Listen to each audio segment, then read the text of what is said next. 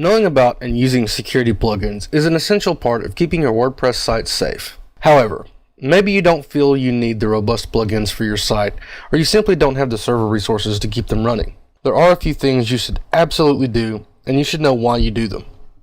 Both Better WP Security and Wordpress can make this one easy for you. You'd be best off to install at least one of these plugins simply for the ease of accomplishing some of the tasks I'll mention in this video. If you don't have the hosting resources for one, get a new host. They don't require that much memory, except when they're running scans, and every host should be able to support it. First off, change the admin username. It's the weakest link in the security chain in WordPress, and it's the same in every WordPress install by default. It's half the login for any attackers, so if you change it, you've made their attempt that much more difficult. Second, use good passwords. If you're using a plugin that can force good passwords, enforce that policy. It's very easy for an attacker to gain access to a site that's using the default admin username and a dictionary word for a password.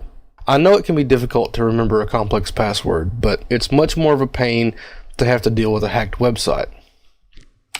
And don't think the password rule is limited to WordPress. Your hosting account and FTP accounts also need good passwords. Your username is usually the first 8 characters of your domain name, especially on cPanel servers. So attackers already have that half of the login. Don't use secret123 for your password. You will get hacked. Something else you should do is monitor user input. This means moderating comments and being suspicious about any links you see. Make sure they're safe, and if you have any doubt about a URL, you should either trash the comment.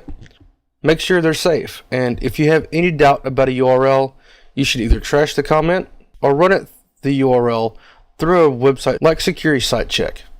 If you've got a website full of malicious links, Google or another blacklist will see that and flag your site. From there, it would quickly propagate to other blacklists. Another of the absolute necessities of running a WordPress site is keeping both WordPress and your plugins up to date. Simply because a piece of software has been released does not mean that it does not have security holes in it. Updates often include security fixes and updates that will protect your site from specific attacks known as exploits. One of the things an attacker does is look for vulnerable software versions, so don't give them that attack vector. That being said, use as few plugins as you possibly can. Don't take that to mean that you shouldn't try to enrich your site's content, functionality, and security by not using plugins, but don't use superfluous plugins that you or your readers would rarely use. Configuring htaccess might seem complicated for many people when talking about security. For the few that do look complicated, they aren't really changed, so just copy exactly what you saw in the htaccess video into your own, but remember to change your domain.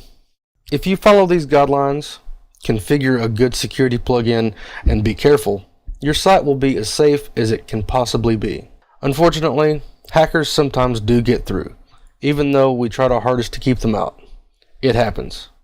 That's why you make backups. However, do these things and the great majority of hack attempts will fail miserably.